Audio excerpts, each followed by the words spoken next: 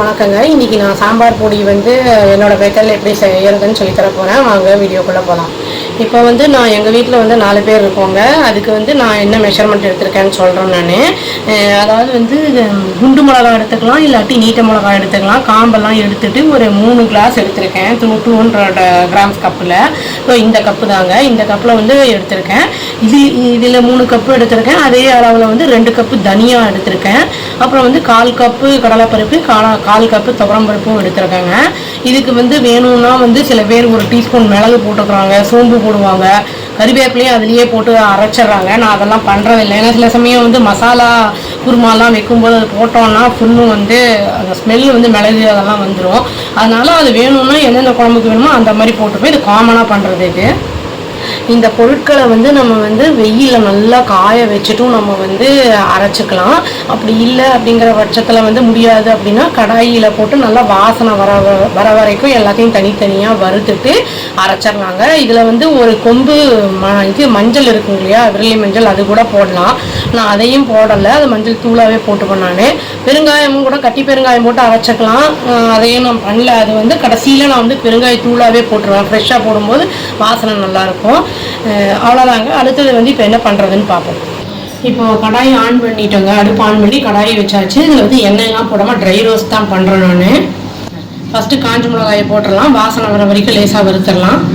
இது வந்து நம்ம யூசேஜை பொறுத்து இருக்குது. இப்போ நம்ம வந்து நிறைய பேர் இருக்கோம்னா கம்மியாக தான் வரும், கம்மி நாள் தான் வரும். அதே வந்து நம்மளுக்கு அடிக்கடி பண்ண மாட்டோம், கம்மியாக தான் பண்ணுவோம் நம்ம அப்படின்னா அது ரொம்ப நாள் வரும். இப்போ யூசேஜை பொறுத்து இது குவான்டிட்டி வேரி ஆகுங்க. இது வறுப்பட்டுருச்சுன்னா ஸ்மெல் வருங்க, ஒரு மாதிரி நெடி மாதிரி, அதை வச்சு தெரிஞ்சுக்கலாம். போட்டுடலாங்க. ரொம்ப கருக விட்டுறக்கூடாது, வாசனை வரணும், அவ்வளோதான். இப்போ துவரம்பருப்பு போட்டுடலாங்க. கலர் சேஞ்ச் ஆகிடுச்சு பாருங்கள், அதை ட்ரான்ஸ்ஃபர் பண்ணிடலாம். இப்போ கடலைப்பருப்பு லாஸ்ட்டாக வறுக்க போகிறாங்க. எல்லாத்தையும் நல்லா தனித்தனியாக வறுத்து எடுத்துட்டுங்க நான். ஏன்னா வெயிலில் காய வைக்கல, மழை வந்துருச்சுங்கிறனால. இப்போ வந்து இதை நல்லா ஆறின உடனே மாவு இது சாம்பாருக்கு வந்து மில்லே இருக்கும், அதில் கொடுத்து வந்து அரைச்சி எடுத்துகிட்டு வந்துடலாம். வந்து நல்லா ஆற வச்சு நல்லா ஃப்ளோர் மில்லில் கொடுத்து அரைச்சிட்டேன் நான். இதை வந்து உடனே நம்ம வந்து மூடி வைக்கக்கூடாது.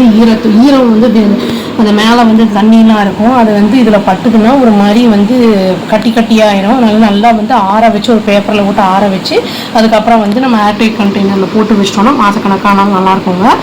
ட்ரை பண்ணி பார்த்துட்டு எப்படி இருக்குன்னு சொல்லுங்கள். அவ்வளோதான். Thank you. Please do like, share and subscribe our channel and click the all option and tap the bell icon. Thank you.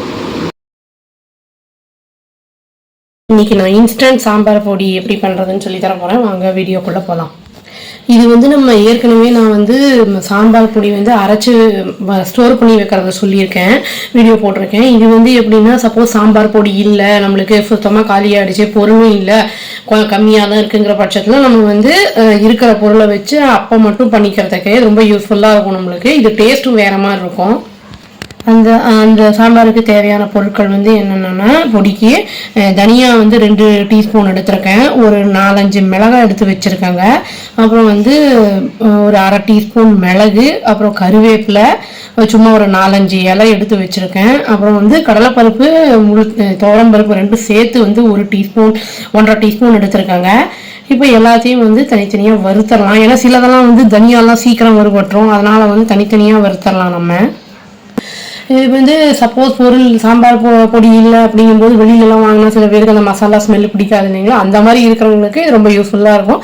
இப்போ பொருள் இல்லாதப்போ இதை பண்ணும்போது சப்போஸ் எக்ஸ்ட்ராவாக இருந்தால் கூட அடுத்த தடவை கூட இதை நம்ம வச்சுக்கலாம், வறுத்தரலாங்க. இப்போ ட்ரை வச்சேங்க, காஞ்சிருச்சு. இப்போ வந்து இது வாசனை வர வரைக்கும் ட்ரை ரோஸ்ட் பண்ணலாம், எண்ணெய் போடக்கூடாது.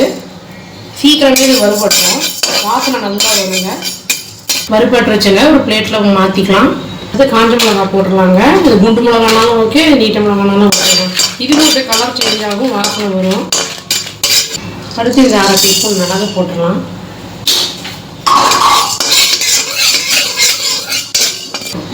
கட்டி பெருங்காயம் கூட நம்ம போட்டுக்கலாங்க, ரொம்ப நல்லாயிருக்கும். அரைச்சி வைக்கணும், வாசனையாக இருக்கும். என்கிட்ட இல்லை, அதனால் நான் வந்து சாம்பார் செய்யும்போது பொடி பெருங்காயம் போட்டுருவேன்.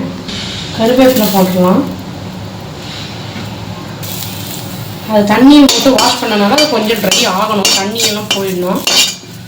இப்போ அந்த பருப்பு இருக்கு இல்லைங்களா, அதையும் போட்டுக்கலாம், கொஞ்சம் ஃப்ரை பண்ணிடலாம். இது வந்து வறுத்துட்டு நல்லா ஆற வச்சிட்டோங்க. இப்போ மிக்சியில் போட்டு நல்லா பவுடர் பண்ணிடலாம். இது வந்து மாவு மில்லில் அரைக்கிற மாதிரி அந்த அளவுக்கு நல்லா நைஸாக இருக்காது, கொஞ்சம் மிக்சியில் அரைக்கிற மாதிரி கொஞ்சம் பரபரான்னு தான் இருக்கும், பட் டேஸ்ட் ரொம்ப நல்லாயிருக்கும். அவ்வளோதாங்க, நம்ம இன்ஸ்டன்ட் சாம்பார் பொடி ரெடி ஆகிடுச்சு. நம்ம இப்போ வந்து குவான்டிட்டி கம்மியாக பண்ணியிருக்கிறனால கலர் இந்த மாதிரி இருக்கும் உங்களுக்கு. ஆக்சுவலி வந்து இது வந்து நம்ம ஒரு மீறி காரம் கொஞ்சம் ஜாஸ்தி தேவைப்பட்டால் கூட போட்டுக்கலாம் நம்ம வேணும்னா.